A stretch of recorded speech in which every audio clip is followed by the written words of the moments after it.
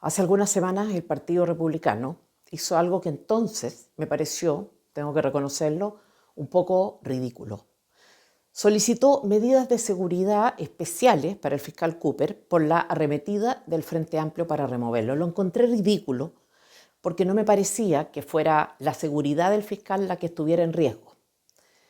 Pero hay algo que es evidente, y es que ese partido sabía, intuía, o al menos dimensionó correctamente que había una operación política montada en su contra.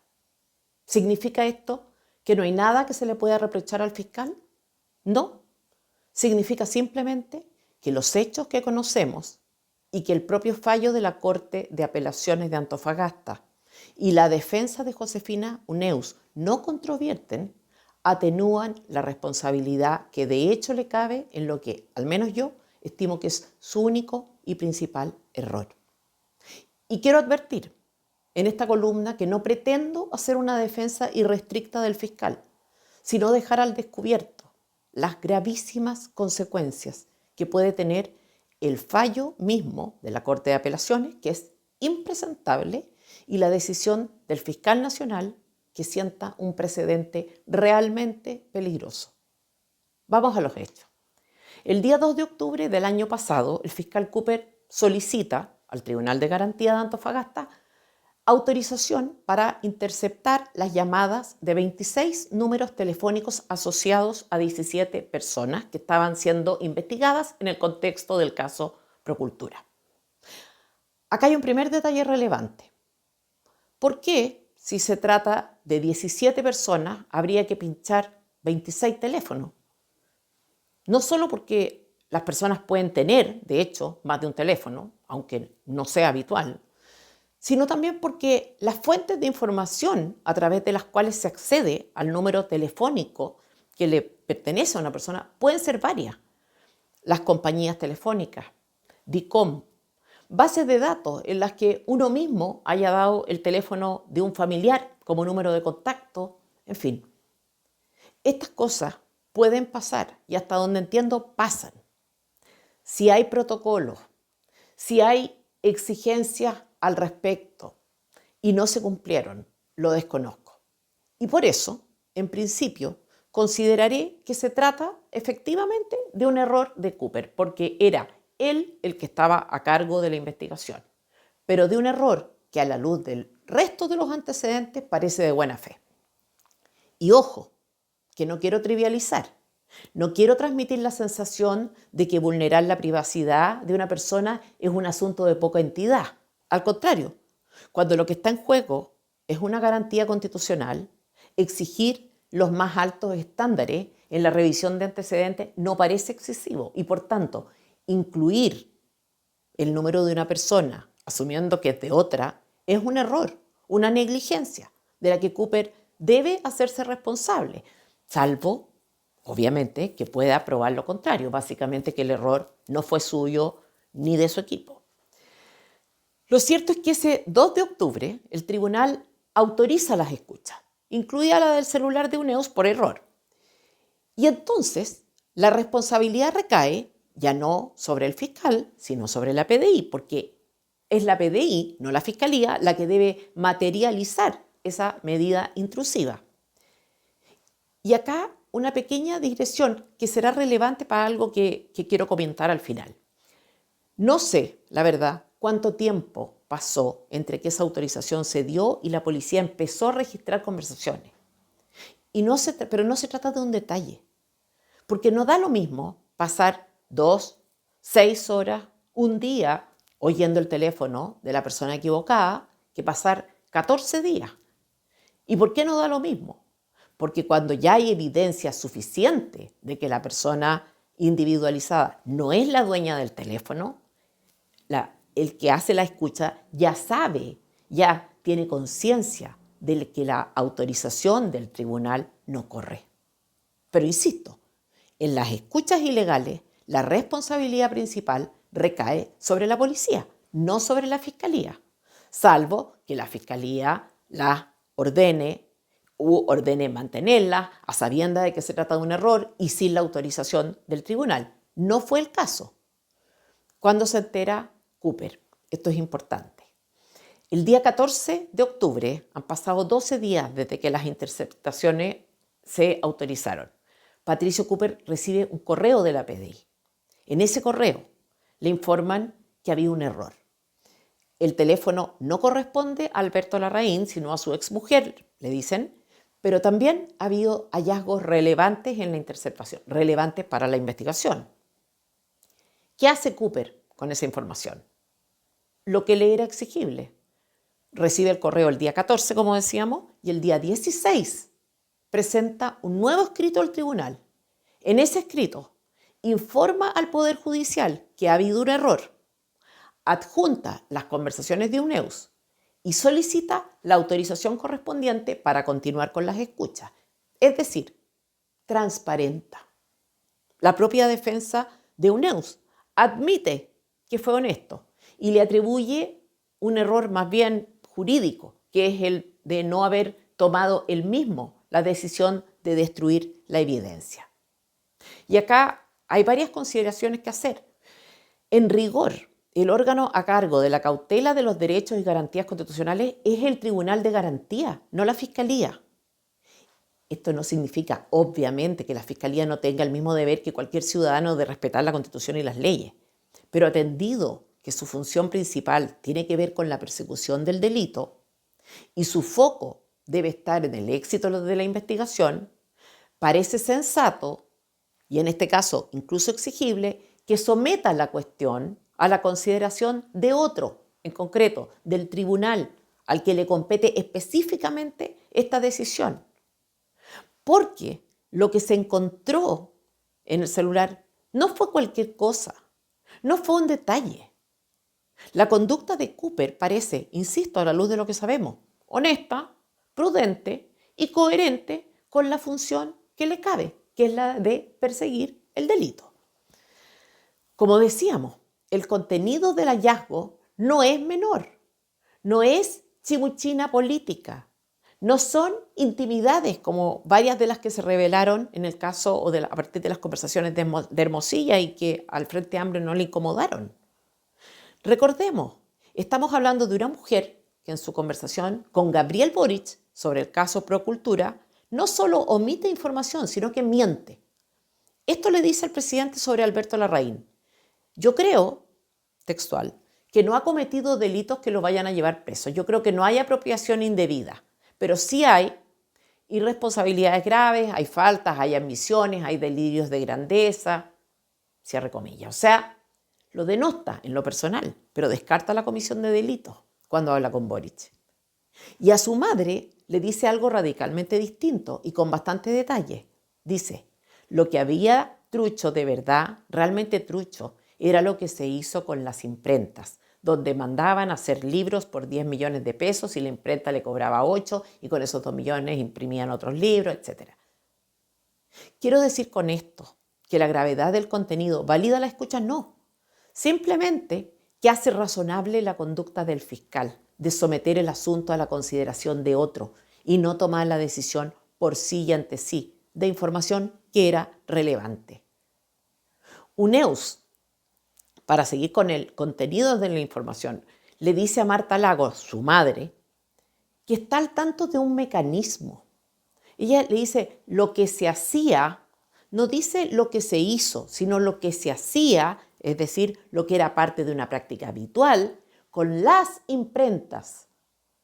Sabe también de un eventual delito que pudo causar la muerte de una persona y se lo comenta explícitamente a Gabriel Boric, comillas.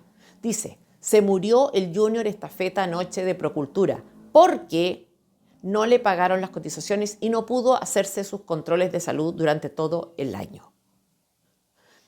En este caso, la versión que le da Boric coincide con la que le da su madre, pero a su madre le agrega algo que al presidente no le dijo. Este gallo es el que sabía todo.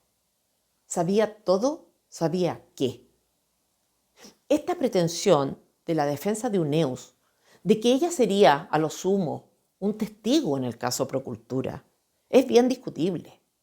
Porque más allá de cuestiones procesales, o más bien, si la prueba no hubiera sido descartada, ¿podríamos asegurar, sin mayor examen, que la conducta y el nivel de conocimiento de Josefina Uneus no la pone en calidad de cómplice o de encubridora? Yo no digo que lo sea, pero no es nada clara la respuesta a esa pregunta. No soy abogado, pero el sentido común indica que ella no está en la misma posición en que está alguien que, por ejemplo, ha presenciado un asesinato o que ha trabajado con alguien que ha incurrido en el delito de estafa y puede aportar antecedentes que quizá conectados con otros sean relevantes. No es claro su posición de testigo.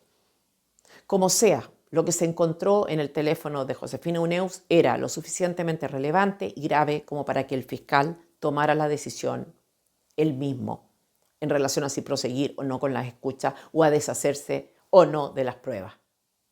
Y acá una consideración también sobre Gabriel Boric. Una y otra vez se ha señalado que los estándares para medidas intrusivas que afecten al presidente deben ser particularmente exigentes y estoy de acuerdo. Entre otras cosas porque puede haber mucho interés en hacer uso y mal uso de información recabada en el contexto de una investigación, de información recabada de su celular, de su WhatsApp. Lo que me parece inaceptable es que esa misma exigencia de estándares no pese sobre él mismo.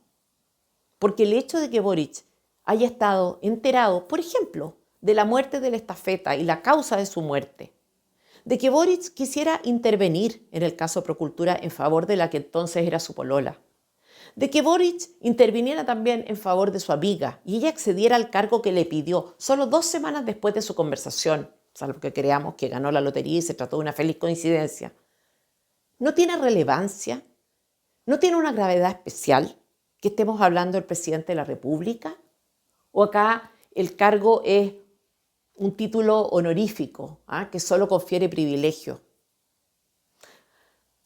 Hay también una cuestión estética. La defensa de la señora Josefina Uneus está a cargo de los mismos abogados que tenían, no sé si recuerdan, este mandato general de parte de Gabriel Boric de pesquisar denuncias o causas que involucraran al presidente. Los mismos que anticiparon una denuncia en su contra.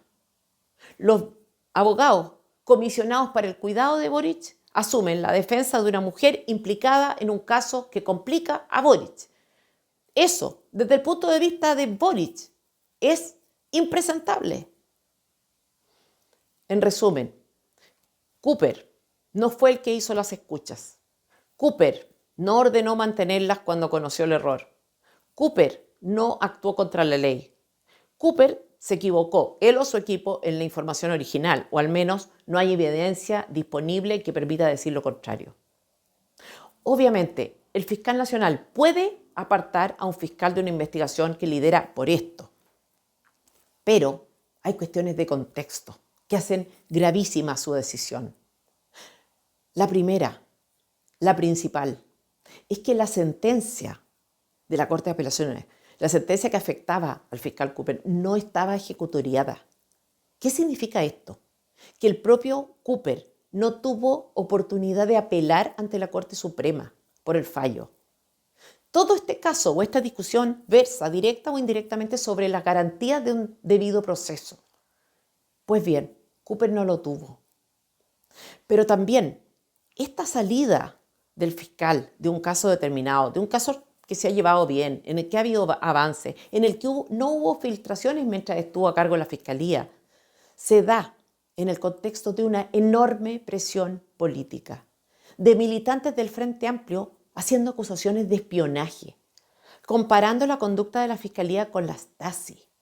Entonces ahí entra en juego una cuestión de proporcionalidad y de señales que entrega un órgano autónomo al mundo político. Entonces, a mí me gustaría saber si la Stasi habría solicitado autorización para interceptar el teléfono del presidente, si habría dejado constancia del hecho, si habría tolerado una negativa, si habría reconocido un error. Pero en fin, sabemos cómo son cuando les conviene, sabemos que no tienen escrúpulos en sus acusaciones, que no saben lo que es la honestidad intelectual, ni el respeto por la honra, ni de ninguna de las garantías y privilegios que reclaman para sí. Sabemos, los conocemos. Mención especial merece también el fallo de la Corte de Apelaciones de Antofagasta. La verdad es que la única argumentación que hay en el fallo es la que el propio abogado de UNEUS hace en su defensa. Todo lo demás son consideraciones, citas doctrinales generales, que nunca se toma la molestia de justificar, porque pueden citar el Código Penal entero, todos los tratados internacionales del planeta, pero justificar, fundamentar, significa explicar por qué esa doctrina en general se aplica a este caso en particular. No lo hicieron. Es también un fallo eminentemente político. Las críticas más severas se dirigen, fíjese usted, contra el fiscal y solo tangencialmente contra la policía y el Tribunal de Garantía. Pues en rigor es el Tribunal de Garantía el que está a cargo de resguardar la, valga la redundancia, garantía supuestamente vulnerada. ¿Por qué esto? Raro. Hace el mismo fallo cuestionamientos absurdos, como que el fiscal y el tribunal no justificaron suficientemente la solicitud de interceptación, pese a que en la solicitud se acompañaron las conversaciones. O sea, no son esas conversaciones en sí mismas el argumento, la razón de la solicitud, que los derechos humanos, que la justicia policial, que la bla, bla, bla. Mucho copy-paste, poco argumento en el fallo. Mucha rimbombancia, poca sustancia. Es verdad que una prueba ilícita no puede validarse a posteriori, ex post. Es verdad porque de lo contrario se legitiman e incentivan conductas inaceptables por parte del Estado. Y yo sería la última en sostener lo contrario sobre la base del contenido material de los hallazgos que hubo en este caso o en cualquier otro. Sin embargo, quiero decir algo, hacer algunos matices, algunas consideraciones que no apuntan, insisto, a la validación ex post de la prueba, sino a ofrecer ciertos criterios de consideración. Asumamos que el error en relación al pinchazo del teléfono no es solo un error de buena fe, sino un error propio de este tipo de investigaciones. Porque las fuentes a partir de las cuales se suelen obtener los números telefónicos, por ejemplo, no son del todo confiables. Y que por esta razón se ponen números y se descartan. De hecho, como decíamos, yo encuentro curioso que solicitaran el pinchazo de 26 teléfonos asociados a 17 personas, de hecho. Asumamos en el fondo que el error no tiene que ver de ningún modo con un acto negligente. Si es así, si este fuera el caso, entonces creo que la legalidad de la escucha podía discutirse. Reitero, siempre y cuando hubiera autorización formal de escucha por una parte y el error fuera realmente inevitable, que es difícil que así sea. Yo imagino que hay criterios para obtener los números también, y no puede ser cualquiera.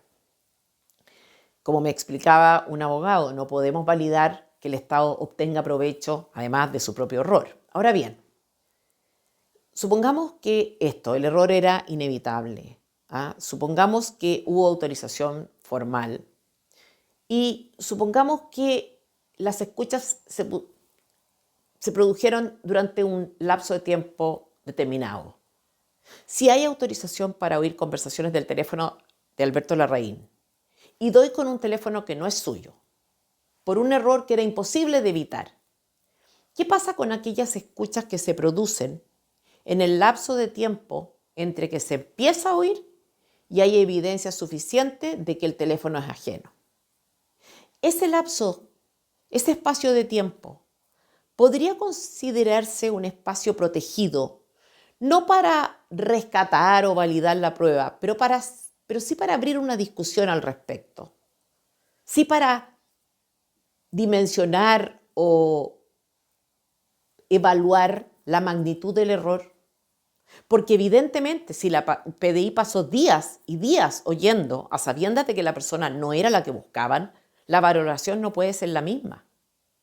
En fin, la posición aparentemente republicana que sostuvo entonces el gobierno, mientras el Frente Amplio hacía toda esta escandalera a través de los medios de prensa, hoy día no resulta creíble.